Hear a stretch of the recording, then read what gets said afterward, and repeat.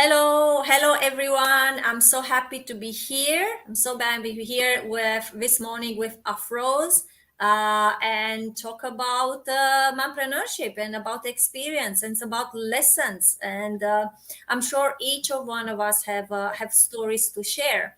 And why is Afroze here? Is because she is one of our winners in our storytelling contest we had when we had our second anniversary. Mumpreneurs UAE. Yay! Okay, before we start Afroze, so I like to have a bit of housekeeping here. One of the things to say that this video is a stream on YouTube, on Facebook group. So even if you miss this one, if you need to go, not to worry, it's recording. You can find it later. Another thing to tell, if you have any questions for Afroze or any comments, write it over there. We see a congratulations there. Great, thank you. Write it in the chat. We will see it. What we don't see here in the platform we are using, the name of the people. And another thing to say is, what is it? Yes, there is a lagging before time between what you write and what we hear and vice versa, what we say and what we write. So allow us a few seconds to listen from you. And with that being said, I'd like to introduce myself. You see there, Dana Elena, I am the founder of Mumpreneurs UAE and a startup business coach. And I have with me here lovely Afroze, who are gonna share with us her story. Welcome, Afroze. Thank you, Dana. Thank you so much for having me here. And thank you so much for having me at Mompreneurs. It was a delightful evening we spent, and I'm looking forward to share myself today with you guys. Okay, awesome, Afroz. Um, so Afroz, I love to hear from you. What made you submit your story to Mompreneurs? To us, to our One of content. the reasons I always try to share my story with every female I meet is because I see that majority of us females, cultural or non-cultural based, are facing the same problems that I have faced from childhood to my teenage and till I turned into a woman, from trying to be who we are. There is this constant pressure as a child to be what our parents want. And, then you turn into a lady. And again, we are forced to fall into that structure of how our parents want to see us. And then we are forced to fall into a structure of a wife and a mother. And that is how the society and everybody else wants to see us like that. Nobody wants to see us the way we want to present ourselves. So the challenge in being who we are and what the society wants us to be is something I want women to know, not to let go of. It is a very big struggle. Sometimes females give in. I also, at some point of life, gave in. But when the passion burns inside you, it doesn't give up. You don't want to give up. And this is what I want to tell everybody is not to give up. Yeah. Thank you, Afroz. And I'm sure you learned this through your own experience. Yes, yes, I learned And this thing. yeah, and I wonder if you like to share with us where you come from. Where were you born? I am born and brought up here in Dubai, UAE, and my parents hail from Pakistan, Lahore. And yeah, that's where I'm basically from. And I am married into an Emirati family. Okay, Yeah, right. so I'm here to stay. You're here to stay. All right. Yes, I came in Dubai 2001, and I'm here to stay too.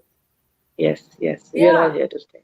Yes, we are here to stay. Dubai is such an UAE is such an amazing place. Thank you. All Yes. right. And when was the first time you had a glimpse of what you want to do? Well, as a child, I was a lot into sports. That was something I used to love. I was also studying. I had to study because that was the pressure as a child. And but I would find my heart in sports as a child. When you can say up till 10 years old. And then slowly, I started creeping out. There was a neighbor in our community, a lady, very fine lady from Kenya. I used to go to her house and I used to see in our culture, all the women use the oven on the countertop. The baking oven is always meant for frying pans. They are stacking frying pans. This is what happens. Yeah. So that was one house. I used to see that the baking oven is empty. The light on, And she was always doing something I didn't see my mom or my aunties doing. And the transformation I used to see from what she's doing, how it goes into the oven, and what it comes out to be, started getting me very excited, you know. So I started taking my interest into baking when I was started. I crossed 10 years old, and I started noticing what she's doing. I used to run to her house just to see things rise in the oven. And she was a very welcoming lady. She always called me, and she knew how I was into all this. So that's how my interest into baking developed. But at the same side, I also had a sports person in me. So these were two things I was very, very interested in. Mm-hmm. Very, very, very interesting. Very interesting. And when was the first time you remember that you start doing things with your hand, not only watching? I was 14 years old. I had another neighbor female. She was from Pakistan, and she also wanted to bake, and I also wanted to bake. And we all used to speak about that auntie next door that, she does something we also want to do. And then I got with her. I was 14 years old, and I, started baking properly. I used to take things from my house and go to her place, and we both used to bake together. So that was my first brush to baking, which didn't end too well because, of course, we both were not led properly. We didn't know what it was. We were shy to ask auntie to give us time because she was a working lady. So we just started jumping. And at that time, here in Dubai, the cable TV had started. So there was a show that used to come every Monday about cooking for half an hour. So that was my go-to. I started learning from there. Other cooking stuff also and baking too. So we started taking tips and tips from there, and we started doing small, small things. And my first cake I baked when I was around 14 years old, the proper cake that I did not ruin. Wow, wow. And how baking with Yes. sport went together? Sorry, I didn't get that. Baking and sport were together. How did they work? Was it at one point that you had to make a choice, or how was it for you?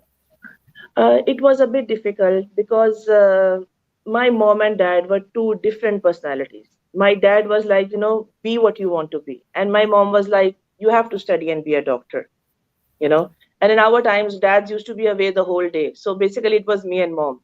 So it's not that I didn't score. We are five sisters. I'm the fourth one. And all the sisters were 100 out of 100. I was 92 out of 100. I would not score the 100 because I wanted to play in the field. So, Mm. mom's pressure was a lot on me. She would keep telling me, she would force me to study and not to play. But I didn't want to study. I wanted to play. So I had this thing in school. While I was in school, I was in the field. And once I would come home, I wanted to go in the kitchen. I did Mm. not want to study, you know.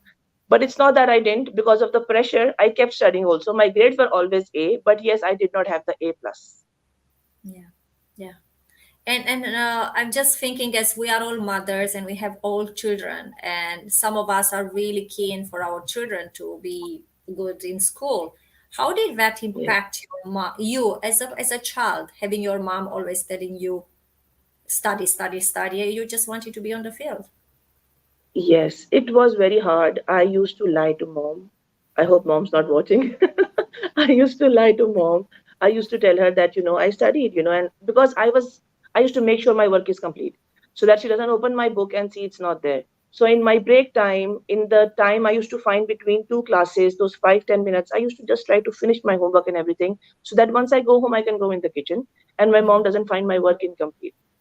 Mm. So the pressure was a lot from my mom's side. And, I don't blame them because they are the old school people. And I still respect her that she wanted it for the betterment of me. But I probably at that point of time, this was not a reality that there is a person in this human being. There's a person who wants something. So I learned from my childhood. As a child myself, I was realizing that my mom is finding me indifferent from my sisters. She's not able to distinguish that she's not like them. She's not studying, maybe. And I was a star in sports. It's not that I was nobody in sports. The whole school knew me. All the students knew me. All the parents knew me that she's a scorer. I was a top scorer. I used to score the best in inter schools. But my mom didn't find that exciting. She wanted me to study. Okay. So I found this a very big struggle to make my mom understand that my medals meant something to me.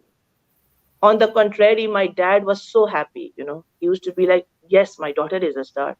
So I automatically removed the no my mom was telling me, and I took the yes my dad was giving me because that was what I wanted, you know.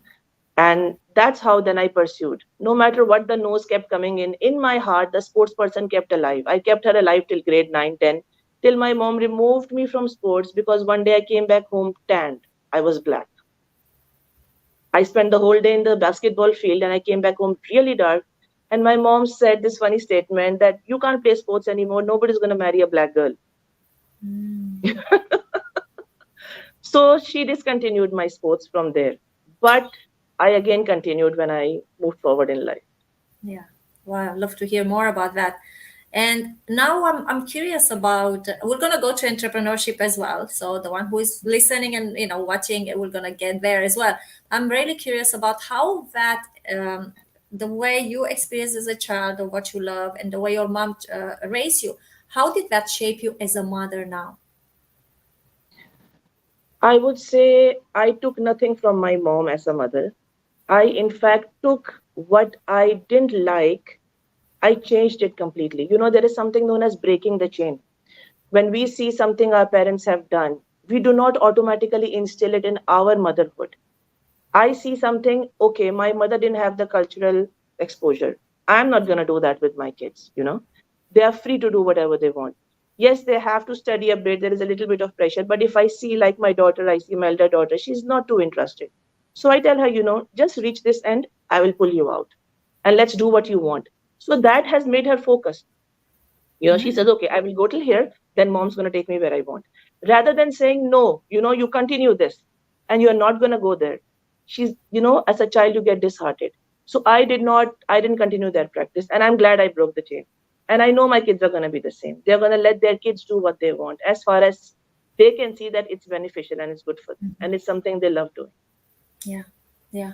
Oh, wow. Wonderful. Yeah, I do that also. As my son is 4 years old. I try to break the chain as well in multiple ways. Cool. Yes. All right. I'd like us to move us forward. So you're like in the kitchen, and then what happened? How your life moved forward after that 14 years and baking and everything? I couldn't bake much because, like I told you, bakers were nobodies in our time. They were nobodies. They are like, you know, in our language, they say bawarchi. You know, you're just a normal cooking person. You know, big deal. So I could not pursue anything. I was shut down, and I just kept. But my heart was always in cakes. I used to love seeing how people used to decorate them.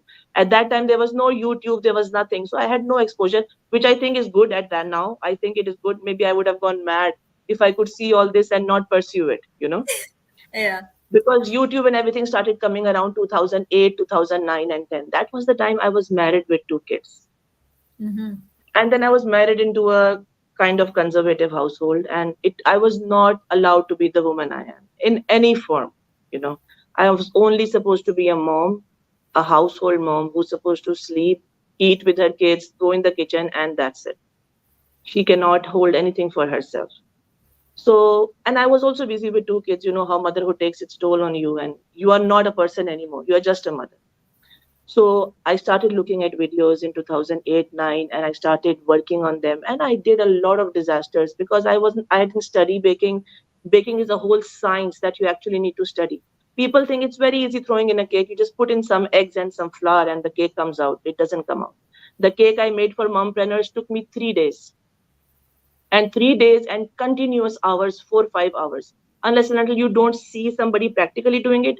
The reels that we see on YouTube are all fast forward and edited. You know, the real work comes with a lot and lot of effort. So that's how I started working it out. Failures, bad cakes. And then in after 2 years of a lot of wastage, I started learning how to make cakes. My cake started turning out good, and I secretly started selling from home. I used to live in at that time, and I was not allowed to sell from home. So I secretly started, and when I started getting this, um, when my clients, customers started coming back and telling me, "We love your stuff," you know, it just started raising my spirits even more. I started realizing, oh yes, really, they like it. And it's not only something I like; people are also admiring. So then really wanted to work on it, and I wanted to go a step ahead. But then again, the pressure, the social pressure, no, you cannot. You have to stay home. You cannot step outside. At that time in Umalquain, there was no proper bakery. Now you go, there are 3 4 bakeries. At that time, there was none. It was literally sand in 2010. If at that time I would have had opened a business today, I would have been at a very different level. But then again, I was not allowed. My dad really came in. He was like, take whatever you want from me and give it a start. But a woman really, really needs support and comfort from her home, especially if she has small kids. Somebody to look after the kids, somebody to know that she's emotionally unstable, somebody to know that she's physically unstable, she's tired. So if a woman has no such support, she really has to be strong from inside her, within, to make sure that she continues this journey. Many times I broke down, I gave in, I cried, I had some lonely moments, it didn't happen. I was so enthusiastic, I created a whole report about my entire business. Nothing was looked into, everything was thrown in the garbage. So it was very disheartening. I started working in a job in the bank. Then I opened my own business in real estate. So I tried to do many things. I have hopped many wagons. I have my own gym in partnership in Sharjah, but I was not happy. This was not what I wanted to do. Yeah. So after all these things, then I gradually came into baking and I have now settled here. I am at home with my kids also. I give them time. I'm a home mother also. I came to adjust with the idea that I also want to be home now because I have realized when kids grow up really fast, you miss the time when they were small. So now I am at the perfect place. I'm doing what my heart loves to do. I'm with my kids at home. The pressure of staying inside. I do go outside also a lot now because I have to socialize, I have to come in front of the picture. But it's way better than what it was before. And people have also sucked in the thought that, she is somebody more than a mother and a wife also. Yeah. Thank you, Afroz. I'd like to bring you back a bit. So Okay. you there are two things I'm curious about. One is it you said that you are not allowed to do, but then you open a real estate company and another sports company. What happened? What happened about those businesses? Yeah, because you're supposed to be a mother and in the kitchen, but then you open a I would business. say What that was was the a very that was the roughest patch of my life, of my marriage, where I would say I would have probably broken out from it. I became very rebellious. I went into a total monster mode, you can say, because those 6, 7 years of constantly subduing and telling myself, I'm not going to do this because by nature, I am a rebellious person. And I really tried to adjust to the norms, okay, I will do what I'm told to do. Maybe this is what I'm supposed to do, maybe Mm, I'm trying to do something I'm not supposed to do. yeah. But because I tried to stop what I was, it just built like a pressure cooker inside. And I came to a point where I was ready to break off everything in my life, that I will do what I want to do. I am not going to listen to anybody anymore, which I see is very, very difficult for women to reach. Because I have friends in my circle who have gone through similar experiences like mine, but they could not reach the level where I actually came into, where I started doing things the way I wanted to do. I opened my businesses and it's like this. I was like, this is it, take it or leave it. I said take it or leave it, and you just done it.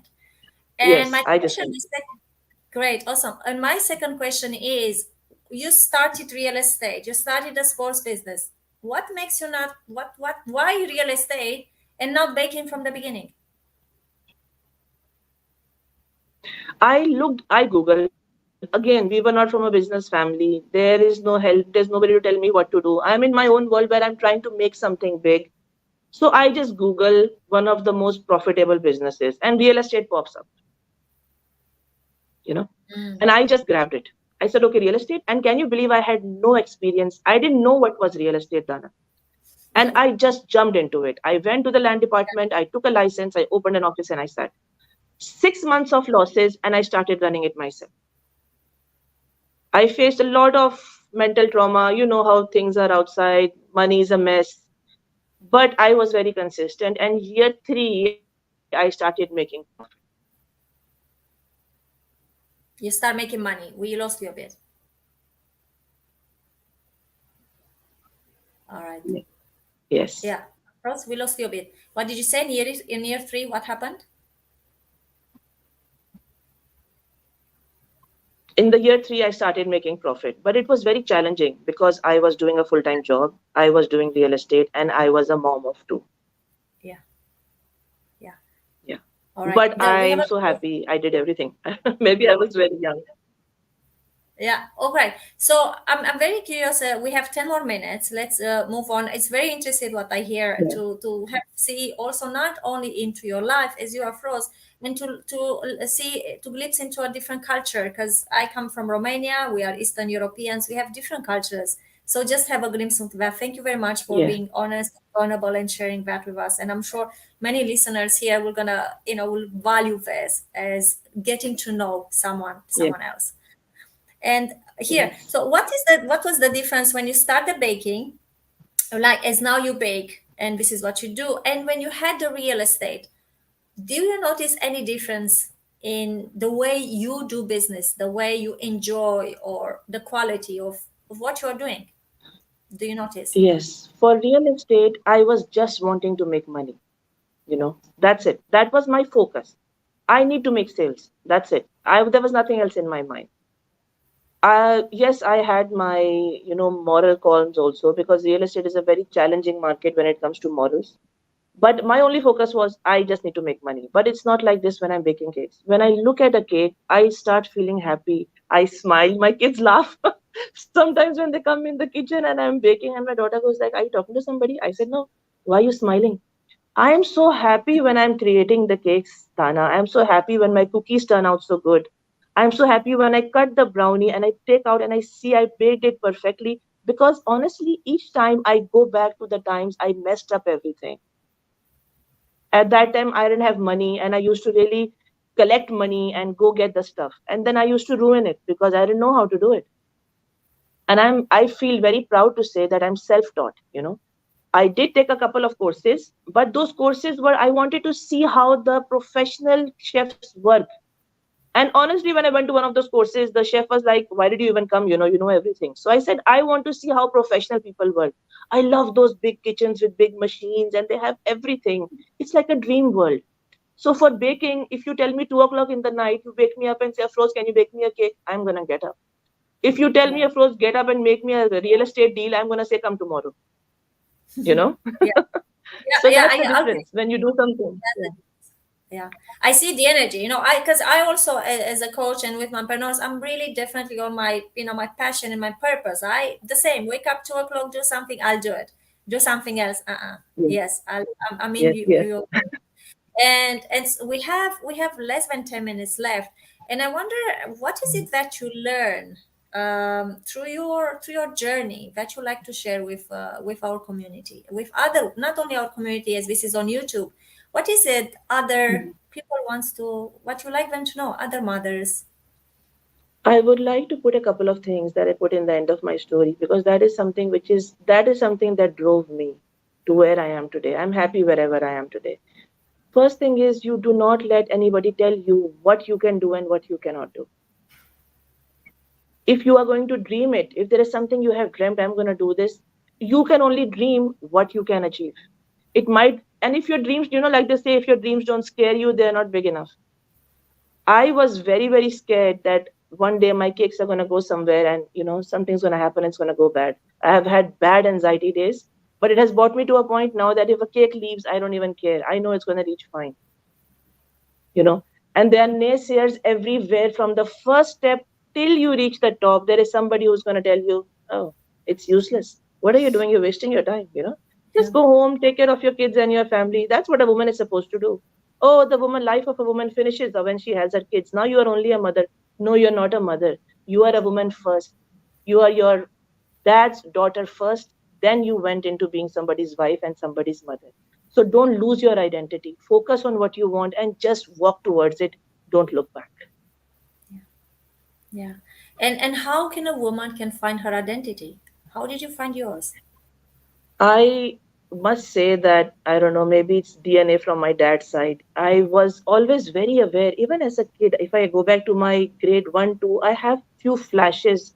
I was very aware of myself and my surroundings, Dana. I would say I was not a normal kid. I usually make fun of my sisters that, "Oh, you guys didn't even know what was happening around." They are elder to me. I was very aware as a child, and I very soon got a grip of what I wanted to do. It was like if I want this, I'm going to get this. I had that kind of an attitude as a child. But I would want to tell other women who do not know what they want to do in life is, listen to your heart. It is telling you something. You just need to listen hard enough. There is no woman who doesn't have a lioness inside her. There is inside her. We just put her to sleep because of the pressures we have around her. Don't put her to sleep, Poke her and wake her up, and she will bring your dreams. Wow. Every woman has it inside her. Yeah. Oh, I love that. I love that, the lioness. And that brings me to one of my friends who was my first client when I started working as a business coach. And at that time, she said, I have experience in this. She wanted, like she worked for Emirates. She was a trainer there. And I'm going to be a trainer. I'm going to do, and I'm very good at this. So she decided to do courses for restaurants on how to do set up the food and training that. And we did that together. But finally at some point she just was like, oh, I'm not sure where I'm going. And then, all right, good, we stopped. Three few months back she came to me, she said, I know what I want to do. She said, I want to do interior designing. And she said, I don't know how that did not come to me. She said, since I was a child, since now when I go back home, I always buy magazines of interior designing, and I look, this is what I do in my spare time, it's my hobby. She said, I don't know how I didn't see it. So it's when you say that, it reminded me of my friend Shannon, who is doing this. She realized that it's in her, it was always with her. She didn't see it as a She didn't business. see it. Yes, that's the thing. I have been baking for the last 20 plus years, Dana, and I never saw it. I was always doing it. Yeah. Yeah. Thank you very much. All right, and what would you say to someone who wants to start a business and they are not sure, because there are many on mompreneurs community out there, Yes. and they're scared, they're afraid, or they are usually this is, I guess, they don't believe in themselves. So tell me. See, one thing I would like to tell them, especially if they come with kids, is there is a certain age from which that you cannot ignore the child. We are responsible for bringing them in the world. Like, I was lucky. I started the baking business when Corona came and everybody was home. I have three elder kids. So I started this off when Corona began. My baby was taken care of, everybody at home. But if you are a mother, usually mothers here are alone.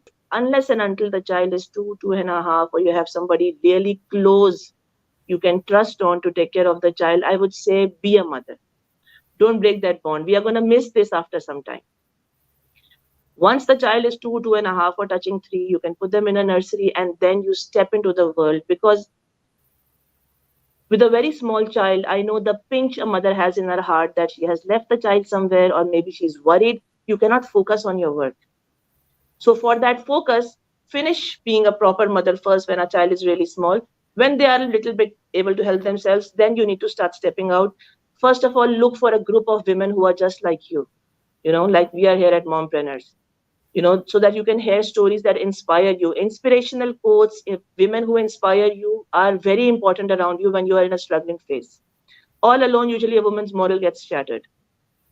Then I would want to advise her to start it at a very small scale and not jump into something. And the laws over here are really, really very strict. You don't want to mess with them. So, start at a small scale, see how your house, your kids, and everything is falling into, and go slow. Don't rush into anything. You are not going to become a millionaire overnight. This always comes with time. So, go slow. 20 years, look at my time. 20 years it took me to come here. So, go slow, take your time, and you will reach there. Definitely, you will reach Oh, thank you. I relate to all of that. Yes. there. Yes, yes. All right, thank you, Afroz. Thank you, I Dana. think we are now reaching our end. Thank you very much for everyone Yeah. who listened. And thank you, Afros, for being here. Really appreciate. And thank you for that delicious, beautiful cake.